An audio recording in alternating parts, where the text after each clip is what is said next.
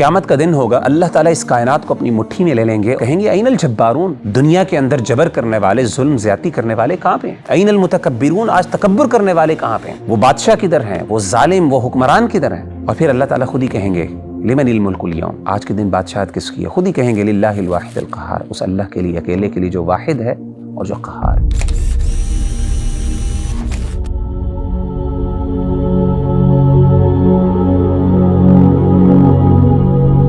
وغیرہ بھی مسلمانوں کا خون کا اتنا ہی عام ہو گیا کہ ہر کوئی بہا رہا ہے۔ دیکھیں فلسطین کے حالات دیکھ لیں، عراق کے حالات دیکھ لیں، افغانستان کے حالات دیکھ لیں، اور ہر طرف سے جو ہے وہ مسلمانوں کے اوپر ظلم ڈھایا جا رہا ہے۔ یہ جو فاسق لوگ ہیں جو مسلمانوں کو اتنا ظلم کر رہے ہیں اور انہوں نے ظلم کی انتہا کر دی ہے، تو وغیرہ بھی ان کے بارے میں آپ کیا کہیں گے کہ اتنا ظلم؟ ربی بھائی، آپ نے جو مسلمانوں کے حالات کا بھی ذکر کیا، اگر ہم قرآن مجید کو دیکھیں، اللہ تعالیٰ نے قرآن مجید میں کسی بھی جرم کی اتنی بڑی سزا کا ذکر نہیں کیا جو اللہ تعالیٰ نے قتل کا ذکر کیا۔ یعنی انسان کے رونگٹے کھڑے ہو جاتے ہیں جب وہ یہ آیت پڑھے وَمَن يَقْتُلْ مُؤْمِنًا مُتَعَمِّدًا فَجَزَاؤُهُ جَهَنَّمُ، کہ وہ شخص جس نے کسی مومن کو قتل کیا جان بوجھ کر، تو پہلی اس کی سزا یہ ہے کہ اس کے لیے جہنم ہے، دوسری ہے خالداً فیہا، اس میں ہمیشہ ہمیشہ رہے گا، تیسری ہے وغضب اللہ علیہ، اللہ کا اس پر غضب ہے، چوتھی ہے ولعنہ، اللہ کی اس پر لعنت ہے، وأعد له عذابا عظیما، اور اللہ نے اس کے لیے بہت بڑا عذاب تیار کر رکھا ہے۔ یعنی 5 چیزوں کا اللہ نے یہاں پہ ذکر کیا، کسی اور جرم کے بارے میں اللہ تعالیٰ نے اس طریقے سے قرآن مجید میں ذکر نہیں کیا۔ اب ذرا نبی صلی اللہ علیہ وآلہ وسلم کی سنت کا اگر ہم مطالعہ کریں تو اس میں ہمیں ایک حدیث ملتی ہے جو میرے لیے بڑی ہی حیران کن ہے۔ نبی صلی اللہ علیہ وآلہ وسلم ایک صحابی کے بقول ایک دفعہ کعبہ کا طواف کر رہے تھے، تو آپ صلی اللہ علیہ وسلم نے محبت میں آ کے کعبے کو دیکھا اور اس کو دیکھ کے کہا کہ ما اعظمکی، اے کعبہ تو کتنی عظیم چیز ہے، کتنی تو مکرم ہے، تیرا کتنا احترام ہے۔ ہم میں سے ہر مسلمان اس کے دل میں کعبے کا کتنا احترام ہو سکتا ہے، سبحان اللہ، اور اللہ کے ہاں کتنا احترام ہے اس گھر کا۔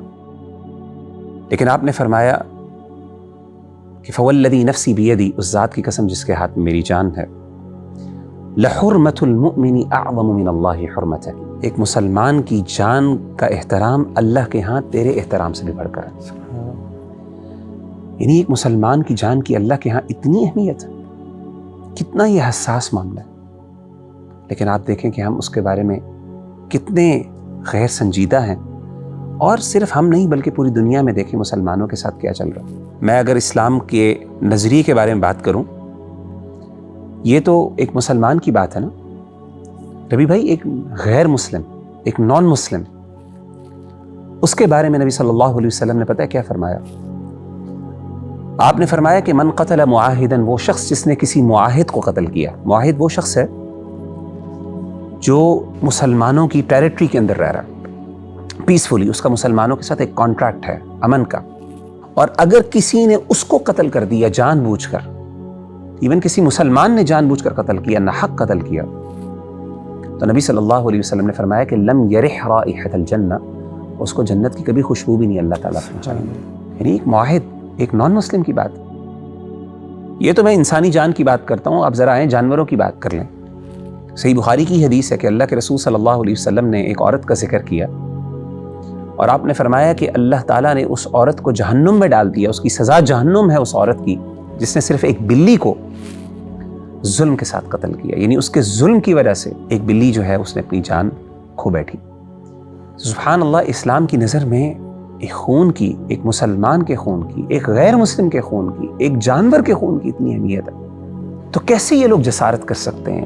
یہ کیسے ظالم، یہ فاسق اور سفاک لوگ جو پتہ نہیں کتنے لاکھوں لوگوں کے قاتل ہیں، حیران ہوتا ہوں کہ پتہ نہیں قیامت کے دن یہ کس چہرے کے ساتھ اپنے رب کے سامنے کھڑے ہوں گے اور ان کی کیا سزا ہوگی۔ یقیناً نبی صلی اللہ علیہ وآلہ وسلم نے فرمایا قیامت کا دن ہوگا اور اللہ تعالیٰ اس کائنات کو اپنی مٹھی میں لے لیں گے اور کہیں گے این الجبارون، آج وہ دنیا کے اندر جبر کرنے والے، ظلم زیادتی کرنے والے کہاں پہ ہیں؟ این المتکبرون، آج تکبر کرنے والے کہاں پہ ہیں؟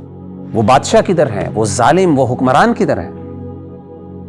اور پھر اللہ تعالیٰ خود ہی کہیں گے لمن الملک اليوم، آج کے دن بادشاہت کس کی ہے؟ خود ہی کہیں گے للہ الواحد القہار، اس اللہ کے لیے، اکیلے کے لیے جو واحد ہے اور جو قہار ہے۔ تو کہنے کا مطلب ہے کہ یہ کچھ لمحات ہیں، کچھ وقت ہے، دنیا کے اندر یہ اپنا ظلم کر رہے ہیں، لیکن قیامت کے دن اللہ تعالیٰ اس سب ظلم کا انصاف بھی کریں گے، اور وہ لوگ جو مظلوم ہیں، جو مقتول ہیں، اللہ تعالیٰ ان کو جزا دیں گے۔ حدیث میں آتا ہے کہ ایک مقتول قیامت کے دن قاتل کو پکڑ کے اللہ کے سامنے پیش کرے گا، اور اس کا خون بہہ رہا ہوگا اس کے زخموں سے، اور وہ کہے گا کہ اللہ اس سے پوچھ کس جرم کے نتیجے میں اس نے مجھے قتل کیا، اور اللہ اس کو پوچھیں گے، اس کو پکڑیں گے قیامت کے دن۔ تو اللہ تعالیٰ ہم سب کے ہاتھوں سے مسلمانوں کے خون کو محفوظ رکھے، آمین۔